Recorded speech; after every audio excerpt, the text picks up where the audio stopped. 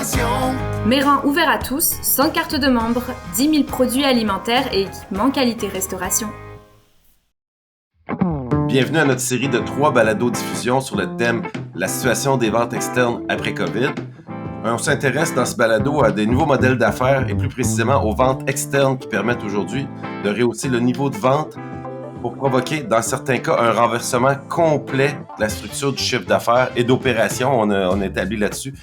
Sont avec moi Axel Espérance de Restos Locaux, Sylvain Boudreau, restaurateur de Québec, et Hugues Philippin, qui a du Chic à l'art. Je ne sais pas si vous avez écouté, je parle aux auditeurs, les 2 autres balados, mais tout fait du sens quand on va vous écouter les 3 ensemble. Mais le 3e, sur lequel on voulait plus précisément vous entretenir, c'était sur le titre qu'on a dit, c'est le jeu en vaut-il la chandelle?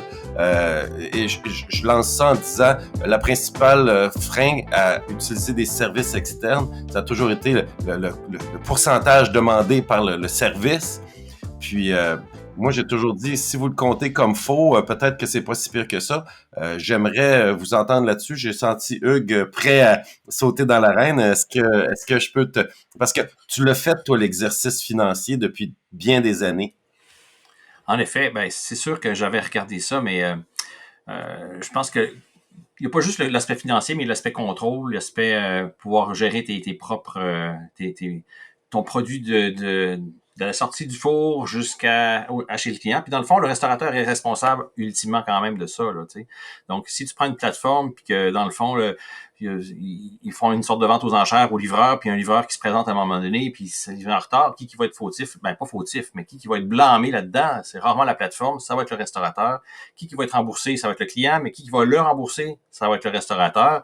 Alors, tu sais, il y a tous ces aspects-là qu'il faut considérer aussi. Il y a même l'aspect MAPAC, l'aspect aussi d'hygiène et salubrité, si les sacs sont chauffants ou pas, si le produit arrive à température. Il faut aussi considérer la facturation, MEV qui est obligatoire. Donc, il y a plusieurs facteurs à considérer, mais le côté économique est vraiment très important aussi parce que si on parle des 20-30% de ton coût, là, on sait qu'en restauration, la profitabilité moyenne, c'est entre 3 et 5%. Puis là, on parle de 30% de frais pour un produit, pour le livrer tout simplement chez le client. Tu sais. Ils font juste ajouter le service. Là. Ils n'achètent pas les ingrédients, ils ne transforment pas, ils ne cuisent pas, ils ne mettent pas en emballage, ils ne payent rien de ça, ils font juste le transporter. Alors, si c'est le cas, je pense pas qu'un restaurateur puisse absorber ce coût-là. Je pense que c'est normal, puis c'est accepté que le consommateur paye ce service-là s'il désire le payer. Puis je pense, avoir les jeunes aller, je pense que c'est accepté, grosso modo. Donc, si on ajoute ce prix, le coût ultime de la livraison au client, ça justifie ça, tu sais. C'est drôle parce que je regarde, moi j'ai un garçon à peu près de 16 ans, puis ses chums, eux autres, ils font venir du DoorDash régulièrement pour du McDo. Puis le frite ou la poutine, ça revient à 30$ pour une poutine, puis ils payent ça sans y penser parce que je pense qu'ils sortent pas d'argent de leur poche, là. Ils disent j'accepte la vente, puis ils voient pas que ça coûte ça, puis 30 jours plus tard, mais ça rentre sur la carte de crédit, puis là, tu sais, c'est fait, c'est passé, ou ils sont en train de jouer à Grand Theft Auto, puis dans leur jeu, mais je sais qu'ils pourraient peut-être éventuellement rentrer dans un Subway, dans Grand Theft Auto, puis commander en jouant, puis ça va arriver, tu sais. Puis la restauration va occuper ces places-là. Donc, avec des technologies, puis avec des fournisseurs comme ça va être possible de le faire. Mais encore une fois, il faut toujours compter, bottom line, qu'est-ce qui reste pour le restaurateur là-dedans, autant au niveau d'argent, mais de réputation, puis de responsabilité. Alors, c'est un gros débat. Mais Par contre, je pense que inévitablement, on va devoir faire affaire en tant que restaurateur avec différentes formules de plateforme pour revenir tout ça. Il y a une partie, je pense, des frais qui peuvent être assumés par la clientèle, mais je pense que les restaurateurs vont devoir refaire un peu leur devoir ou leur modèle d'affaires en parlant d'état financier ou de budget ou de proforma. Il y a 25-30 ans, on se posait pas de questions. Tout le monde avait des nappes blanches, puis il y avait même 2-3 nappes une par-dessus l'autre, puis le budget de buanderie, c'était 2% de ton chiffre d'affaires, puis tu regardais à la fin d'année si ça balançait ou pas. Il y a plein de postes comme ça qui ont évolué avec le temps. Il y en a qui sont disparus, il y en a qui sont apparus. Hein. Des sites web, on payait pas ça dans le temps. Là, on payait des imprimeurs, mais l'imprimeur, c'est combien aujourd'hui? Fait que je pense que le système de pro forma a évolué et inévitablement, on va se devoir mettre une case, ben, frais de livraison, appelons comme voudra, là, frais de partenariat. J'aime bien le mot partenariat pour faire affaire avec des plateformes parce que c'est inévitable. On va devoir le budgéter. Est-ce qu'on va le but, c'est pas de prendre la même pizza pour la vendre plus cher ou de prendre le même produit, c'est de s'ajuster avec l'ensemble de l'offre qu'on a pour prendre ces frais-là puis de les mettre. Là, tu disais, avant, on payait pour les annonces de page jaune dans le bottin téléphonique. C'était un frais qui passait dans nos dépenses. Il y avait tant de publicité, tant de promotion, tant de buanderie, puis là, j'épargne le reste. Ben, je pense qu'aujourd'hui, ça va être une ligne de plus qui est appelée là il y a 20 ans. Ça va être ligne plateforme, appelons-le. Puis il va falloir qu'on conjugue avec, puis qu'on ajuste l'offre en conséquence.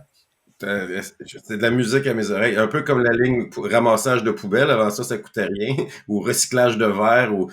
Puis, Sylvain, tu étais un excellent restaurateur. J'en reviens à ça aussi. On l'a dit dans le balado précédent. C'est qu'avant, on avait beaucoup moins besoin de compter. C'était un peu plus facile. Les marges de manœuvre étaient plus grandes. Tu parles de vidange, Robert. Ben, je me rappelle très bien de m'être assis avec ma comptable. Puis il a dit, mais là, ça coûte tant pour les vidanges. On paye-tu une location de container? On paye-tu pour le louer? On l'achète-tu? Ça n'a aucun sens. On était à compter pour les levées de vidange. Tu sais, c'est de tout, mais c'est parce que le marché, puis la difficulté du marché nous a obligés à compter un peu plus. Fait que c'est normal que quand on parle, bon, mais il arrive des systèmes de plateforme, quand tout le monde monte ses grands chevaux, puis ça coûte tant. Non, ça fait partie de la réalité aujourd'hui. Là. Alors, on n'a pas assez... C'est surgé plus par ça que par le prix de la caisse de laitue à 100$ la caisse. C'est les deux mêmes réalités. Mais il faut que la clientèle le sache aussi, par contre. Que la réalité des restaurateurs, c'est pas parce que tu vends une bouteille de vin 3 fois le prix de la SAQ que tu es riche et millionnaire. Il a raison à ça. Axel, quand tu vas voir un client pour lui vendre ton offre ou d'autres offres similaires, puis qu'il te pointe tout de suite le frais, comment tu approches ça en leur disant, est-ce que c'est un peu comme Sylvain parlait, est-ce que tu as d'autres arguments à donner à nos auditeurs pour justement qui considèrent le prix, mais qui puissent considérer le fait que ça se fait dans le monde? Là?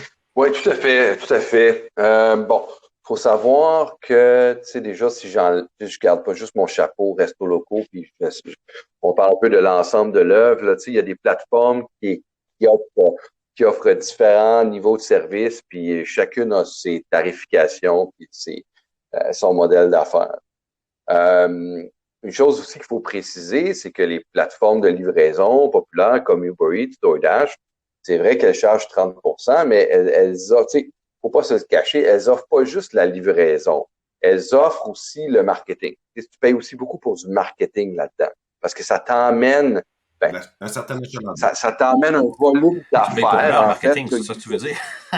Exactement. Sur ça que, et oui, c'est ça, sur ça que, je disais ce mot-là du bout des lèvres, parce que c'est drôle à dire, tu payes pour un volume qui finalement est le leur. Parce que tu es un restaurateur qui est leur fournisseur à eux. Donc, mais bon, c'est ça. Donc, comme restaurateur, il faut être prêt à assumer que ça coûte très cher, puis on paye pour ce prix-là pour avoir un volume. Et après ça, ben, les restaurateurs peuvent effectivement mettre le prix qu'ils doivent mettre pour être rentables. Parce que c'est vrai qu'à la fin de la journée, faut que ce frais-là revienne aux clients. Tu sais, les clients, s'ils sont prêts à payer pour de la livraison, ça doit pas se faire au profit des restaurateurs. Puis, comme Hugues le mentionnait, là, aujourd'hui, c'est fou, les gens payent de plus en plus cher sur cette application-là. Il y a même des modèles qui s'en viennent, là, imaginez-vous, ce que faut pouvoir rembourser tes repas en plusieurs versements. C'est fou, là. Fait que tu vas commander au McDo, justement, en jouant à Grand Theft Auto, puis, fait qu'imaginez comment, là. En tout cas, c'est une autre discussion, mais... Et en même temps, les gars, on discute, là, on s'imagine à dire, est-ce que, exemple, j'embarque dans DoorDash ou pas, parce que ça coûte tant. Mais de l'autre côté, j'ai des super belles salles de bain, puis je mets des belles nappes, des serviettes en tissu que je vais laver, parce qu'ils sont en tissu, ça va me coûter tant. Mais ça, parce que je me trouve un peu plus chic, je préfère ça que de faire affaire avec DoorDash. Juste que vous voyez le parallèle, ben, il y a des séchoirs aujourd'hui, ben, il y a des gens qui préfèrent, il y a encore des nappes dans des restaurants, il y a des restaurants qui font le choix de mettre des nappes. Fait que chaque restaurateur fait ses choix avec sa priorité ou son type de produit, mais je reviens toujours à ça. Ou à ce qui choisissent DoorDash ou un autre, dépendamment du prix, mais tu sais, il y a le choix de faire avec ou pas. Tu sais, puis il faut considérer qu'en tant que restaurateur, il y a un coût à emmener un client dans ton restaurant. Tu sais, tu as un coût à remplacer un verre qui casse, à le servir, à payer du staff, un restaurant un client qui commande en take-out, tu as un coût à prendre l'appel. Donc, tu sais, combien ça coûte prendre un appel? Si je paye une réceptionniste 15 piastres de l'heure puis qu'elle prend 10 appels dans son heure, ben, ça coûte 1,50 l'appel. Donc, est-ce que c'est trop cher après ça de payer une plateforme 50 sous par transaction? Non, ça devient rentable. Donc, il faut considérer ça. Puis souvent, les restaurateurs, ben, pour leur expliquer, là, pour leur faire prendre conscience que ces coûts-là qui existent. La livraison, ça coûte cher. Tu sais, nous, là, Restos Locaux, bon, on est une plateforme, on effectue des milliers de livraisons. Je peux vous le dire, une course, ça coûte 10 piastres. Tu sais, quand tu externalises une course, là, ça, grosso modo, c'est une dizaine de dollars. Donc, tu sais, le chauffeur, là, son char, son gaz, tout ça, là, en moyenne, là, c'est 9 et 60 et quelque chose, la course. Donc, il faut l'amortir, ce coût-là, tu sais. Puis si le restaurateur fait pas affaire avec un service tiers, ben lui-même va payer ses livreurs. Ça coûte de l'argent. Hugues, il y a ses livreurs pour nous dire comment ça coûte précisément avoir des livreurs. Puis, tu sais, après ça, il faut t'amortir la demande, c'est la gestion des RH, tu sais, c'est... Donc, il y a tout ça à prendre en compte. Puis, il faut réaliser que, oui, la livraison coûte cher parce que c'est un service. Puis, il faut être à l'aise à le facturer probablement aux clients. Les clients sont prêts à payer un extra de 10-15% sur leur facture pour la livraison. Alors, je pense que c'est un service de luxe qui doit être facturé. Puis, par rapport à la technologie, ben il y a des bénéfices à ça. Il y a vraiment, faut penser, puis j'en reviens un peu sur ce que Hugues parlait plus tôt. Là, on a mentionné le coût de traitement de pas obligé de prendre un appel par une réceptionniste. Tu gagnes de l'argent là. La facture moyenne qui est augmentée d'environ 10 à 20%, ça c'est très vrai. Là. Les gens, quand ils commandent en ligne, ils prennent le temps, ils demandent, ils magasinent. Facture moyenne 10 à 20% plus élevée, faut le considérer. Et l'autre avantage, c'est les erreurs. Beaucoup moins d'erreurs. Donc, c'est aussi un coût là, quand tu fais des erreurs au téléphone, mais faut que tu remplaces, faut que tu compenses. Donc, tout ça à prendre en compte là, dans le calcul de faire affaire avec ces plateformes-là. Donc, si les calculs sont bien faits. Puis, en plus, tu es payé tout de suite. Tu sais, plateforme en ligne, tu es payé tout de suite. Puis, quand le client se présente, tu n'as pas besoin de rechercher la facture, rappeler la facture, faire payer le client, puis donner les chiffres. C'est fait. Il se présente, tu lui donnes bonsoir. Fait que là, ça accélère beaucoup le service aussi, là. Ouais. Puis, Axel, je vais prêcher pour ta paroisse, mais je dirais, il y a 5 à 7 ans, il y avait des études qui disaient que dans un restaurant, pour faire sonner ton téléphone une fois, ça coûtait entre 75 et 80 sous pour faire sonner ton téléphone une fois. Et combien de fois le téléphone a sonné, donc les gens avaient déjà l'intention parce qu'ils te téléphonent, puis que tu perdais la réservation, l'information, les gens parce qu'ils n'avaient pas, puis ils appelaient ailleurs. Ça coûte une fortune parce que ça t'a coûté 75-80 sous et tu as zéro résultat au bout de la ligne. La beauté de la plateforme, c'est que tu payes avec un résultat assuré. Parce que s'il n'y a pas de résultat, ça t'a rien coûté. En général, tu comprends un peu ce que je veux dire. Alors que faire sonner un téléphone, je le répète, ça coûte très, très cher. Puis les gens, les restaurateurs, ben, conseil à vous, quand le téléphone sonne, dites-vous que la personne a un intérêt. Et normalement, quand la personne raccroche, c'est soit à l'acheter, soit à le réserver, ou soit qu'il a déjà payé. Si vous n'avez pas ça, ça va vous coûter de l'argent. Puis comme Hugues dit, il n'y a même plus de téléphone, c'est rendu tout électronique ou en ligne. Mais j'adore une pré-conclusion, mais j'adore l'idée que on peut répartir les dépenses du 30% dans différentes cases pour réaliser que c'est peut-être pas nécessairement un net 30%, mais qu'on en garde un peu pour que le client paye, mais on n'est pas obligé d'y attribuer tout ça. Je vais faire une parenthèse versus le pourboire versus toute la livraison, parce qu'on sait très bien que quand on utilise des plateformes, il y a des pourboires importants qui vont à des employés de livraison. Mais à l'interne, quand on a des employés qui aident à cette commande-là, maintenant, il faut voir les ressources humaines à l'intérieur des établissements qui ont multiples services. Jadis, c'était pas compliqué, c'était des employés à pourboire dans une salle à manger qui rapportaient des pourboires. Mais maintenant, si on a du take-out, du prêt-à-manger, de la livraison et une salle à manger, comment vous faites pour avoir des employés qui sont motivés, intéressés, organisés, sans qu'ils soient nécessairement, je vais dire, la commission de pourboire, là? Hugues, je vais commencer par toi. Parce que... C'était un très bon point. Mais premièrement, ce qui est le fun des pourboires des commandes en ligne, c'est que là, ça tombe dans une zone grise de la loi. L'article 50 de la loi des normes du travail dit que le pourboire appartient à la personne qui a fait la vente. Dans le cas d'un système de vente en ligne, il n'y a pas d'humain qui a fait la vente. Alors, je pense que dans ce cas-ci, c'est à la discrétion de l'employeur de le distribuer. Je pense que c'est clair que le pourboire va aller à des employés, puis que le restaurateur ne devrait pas l'empocher, quoique la loi le permettrait techniquement de le faire, mais je pense que on est tous d'accord là-dessus. Alors, ça permettrait d'équilibrer aussi la distribution des pourboires de façon imposée. Là. Le restaurateur aurait enfin le droit de mettre en place une politique de partage des pourboires, qu'il le désire comme il veut ou non. Ça peut être juste au livreur, ça peut être juste au staff de cuisine qui fait la préparation pour emporter, ou il peut l'envoyer dans un pot à son goût. Là. Alors ça, c'est un point important. Mais aussi, l'autre point, justement, un peu le côté pervers des commandes prépayées, c'est que les livreurs, ils voient le montant de pourboire avant de partir. Alors, les livraisons qui ont des pourboires de 18$ partent drôlement vite, puis celles qui ont un pourboire de 2$, ben, ils ont tendance à rester sur la tablette. Alors, il faut que le restaurateur aussi soit là pour gérer ça, qui dispatche les livraisons. Là. Puis c'est pareil aussi pour les autres sites de commandes. Je pense que j'avais lu des histoires qu'il y a des commandes qui meurent sur le pass parce que là, personne ne va le chercher parce qu'il ne laisse pas de pourboire. Puis ça arrive froid, ça arrive humide, puis le client est pas content, puis c'est le restaurateur qui a une mauvaise réputation, puis qui est obligé de rembourser. T'sais. Alors c'est la faute à qui là-dedans là. On comprend tous que c'est ultimement le client là-dedans dans cette situation-là ou la façon que la structure est faite. Alors oui, le fait positif du pourboire, de la facture prépayée, mais d'un autre côté, si on pouvait peut-être cacher cette ligne-là pour que ce soit une surprise, il ne devrait pas agir mieux avec un bon pourboire qu'avec un pourboire normal. Si quand tu additionnes tous les pourboires, et on est maudit bon pourboire, là, quand même. Avec Resto Locaux, on le cache. Surtout qu'ils ont... Ah, c'est caché, ça? Sur la plateforme Resto Locaux. Mais c'est vrai. Moi, je vote pour un prochain balado exclusivement sur la répartition des pourboires dans les restaurants au Québec. Écoute, on a quand même le président de l'ARQ là-dessus. Le message que je passerais pour lui, c'est de dire, restaurateurs, soyez impliqués dans votre futur, puis quand c'est le temps de parler, exprimez-vous avant qu'il soit trop tard. Mais ça, c'est le message à Hugues que je fais. Mais on ouvre une boîte soyez de membre de l'Association des restaurateurs, déjà, c'est super. On a besoin de vous. Non, mais être membre, Hugues, d'ailleurs, je félicite, puis je remercie à Hugues d'être président de l'ARQ parce que c'est des mandats de bénévolat, puis c'est beaucoup de travail.